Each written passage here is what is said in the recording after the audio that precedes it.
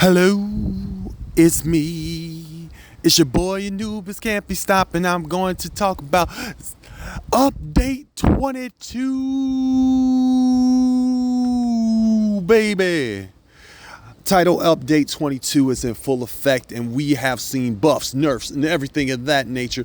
And we have seen some very interesting things come about from this season and all of its glory that is about to unleash havoc on players worldwide. Okay, now we've seen multiple weapons get buffed and turned into automatic weapons. You can find all that out on the trailer board. Which ones? I know right off the bat they did say M1A. I'm not sure which M1A series is going to be the automatic. If it's if it's M1As all across the board, that means the classic, the Bolt, the modern. I'm not sure, but M1A class, I can't wait to try it out. It's supposed to have automatic fire. It is still going to have the same fire rate, but if you match that with something like Striker or something with that. Or a rate of fire on your weapon, I'm pretty sure that it will fire faster, which could be a problem in PvP and PvE for players that, well, not in PvE, but in PvP for sure, for those players that are not used to playing with heavy damage weapons like that, or playing against heavy damage weapons, I should say, like the classic M1A, which is a monster. Also, the Dread Eat It now is going to be fully automatic. That is going to be nuts, so because if you put that on a weapon handling build with the talent full stop, you're talking about something amazing. You could do some damage, dude. Aces and Eights got buffed. Aces and Eights buff, Aegis buffed, you name it. Gear sets got buffs and nerfs across the board. Mods got buffed. I'm talking about like these mods for some of these, for some of the weapons that we use, like regular weapons, non-exotics, are insanely buffed. I'm talking about like 50% accuracy, 60% stability. I'm talking about some major buffs. I'm overstating and understating at the same time, so I'm not really just sitting right in front of all the paperwork that I had for this, but I'm just shooting from the hip at this point and letting you know that there is some amazing stuff coming to the game. Right off the back, I want to talk about the store. The store is going to be a little bit different because we got some premium credit bundles that's going to come with a really cool skull mask. I think that's going to be absolutely amazing. I could see a lot of people rocking that skull mask, and you know how much I used to love my skull mask that I used to wear all the time when I was playing with this character that I've had for a while. But I'm still partial to my Oni mask right now, kind of giving tribute to some of the other games that I am playing right now. Let me tell you something about the Division 2 right now. The Division 2 has now become a modifier zone. If you want to know something about modifiers in games, you really need to check out some of the Final Fantasy franchise, because modifiers can really do some stuff, man. And I hope that the modifier system for the seasons does progress and does evolve. I would say if they evolve the modifier system, if they evolved it correctly, they could literally have a overpowered game and a overpowered PvP area where they can really put forth the kind of effort and put forth the kind of content that would keep players engaged and frustrated at the same time. Because let's be honest with you, it's not the fact that you lose when you play in a game. It's the fact that you lost and you could have did something differently to win that makes you come back with something better. We need to make this game like a chess match, and it seems like they're moving in that direction. The only thing I don't agree with Yannick is on, and we might differ on this. I'm not bashing the guy or anything like that, but he says we have to nerf certain things so things don't be overpowered. We're always going to have that one thing that we are not going to agree on. I do not. I'm a firm believer and do not believe in nerfing anyone. I believe everyone should have a chance to win, you know. And the only way you win is if you build up the kind of skills and strategies that are conducive for winning, you know. Like people used to say, well, throwing a shrapnel trap is not skilled. Yes, it is, because for a simple fact is when we threw shrapnel traps on people, remember, it had to hit the ground, and it also had to deploy. So there was like a 4-second delay. So to time a 4-second delay in a full scale, full on match is so doggone hard. It's ridiculous. And I know people were tripping about, well, I got on 2.5 million armor and I'm getting one tapped by a 6 skill tier shrapnel trap. Well, that's about right. I hate to say it, it's about right. Because if you seen the last video when I went through the glasses traps and everything to get my last comm for the first rogue, that was the thing. Like, you could get one tapped by glasses traps.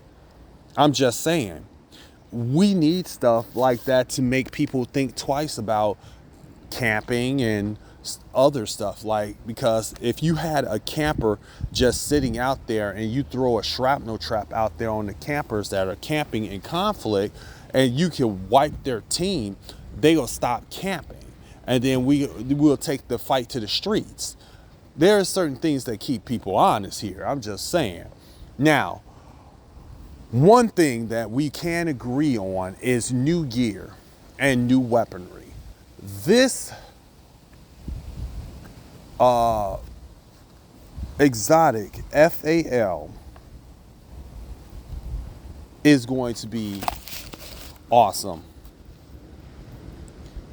It's going to be absolutely awesome. Amplified damage all across the board within 20 meters, just stacking up on other NPCs is going to be something of legend. It's almost like having Plague of the Outcast without having Plague of the Outcast. We need more stuff like that for PvE. Not for PvP. I'm not saying that would be cool to have in PvP, but that's how we balance PvP. We balance PvP by not putting certain things that are in PvE in PvP. But at the same instance, we put things in PvP that we don't put in PvE. That's how I feel about that for balancing. Because if you have some overpowered stuff in PvE, yeah, people want to make it through the hardest content. They want to have the best gear. They want to have the best weaponry. They want to have all the perks that we all can have. That's what I say. That I agree with that. Okay. What I don't agree with is nerfing PvP either, because PvP has to be strong and PvE has to be strong too. It has to be a fine line between, okay, this is too strong, this is a problem, or this is just right, it's strong, but it works. We have a way around it. There's always should be, I do believe there should always be twin builds, a yin and a yang. On one hand, you got a lot of damage and survivability. On the other hand, you got a lot of utility and survivability. You know, hand in hand them, kind of make them work in tandem with one another. Now, with all the stuff that's coming out, we got buffs from all across the board. So we got some nerfs like for Striker, but it's not really a nerf. It's kind of a sub nerf. And then we got some sub nerfs for gear sets and brand sets. Now, what I will say is that they did revert some of the stuff that they said they were going to do because they got some backlash from the community. This is the reason why I said the developers, community, and the actual company of Ubisoft and Massive need to always contact and talk or put out surveys into forums or chat rooms or whatever. Have somebody be a publicist that actually talks to the player base, and that way the player base can tell you what they're looking for, and you all can actually not waste money and resources on something that you think might work other than something that might work. I'm going to tell you right now, these modifiers may be the stepping stones to something greater. I will say it. Now, once I play it and I play straight through it and I see what's going on, I will definitely have an opinion for you. Ubisoft has been through a lot this year, okay? Last year, and the year before, and the year before that. We are at the precipice of something that could possibly turn things around for Ubisoft if they actually take heed to the models that they have in Division and actually apply that to a couple of other games. You might be looking at something that could be tremendously strong and tremendously great for the community, okay? Now, do I want to see overpowered people running around the dark zones, shrapnel trapping everybody? No, I'm not asking for that. I'm asking for ways around stuff. How about a gear set that takes 100% hazard protection and 100% explosive resistance? Just saying.